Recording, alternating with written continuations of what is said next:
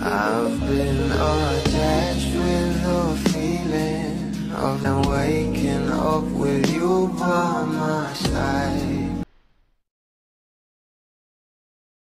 Nga guys, ay talagang live na live nga itong ating Bel Mariano sa fans na kung saan ay meron nga silang 12-12 at narito nga guys sa nasabing video na kung saan ay talagang itong ating Bel, ate ng bayan. Sabay-sabay nating panoorin. So my advice would be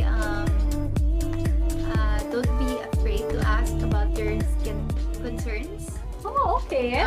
Because some of us are scared to talk about, puberty or going through that phase. Did you have that? Of course. Nahiya ako, syempre. To ask. Yes, nahiya ako. But, wag ka mahiya. Don't worry. Ate is just here to guide you. Mom is also just here to guide you. So it's okay. It's okay. And to everyone out there that's, discovering that, don't be shy to talk about these things. Because, once we know, we can share it to other people. Oh, that's so sweet. Actually, the vibe that you're giving right now, it's like you're ate ng bayan.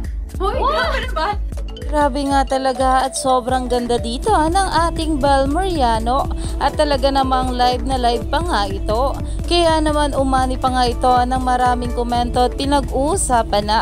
Alam naman natin na sa bawat endorsement at projects ng ating couple ay napaka hands-on nga nila dito.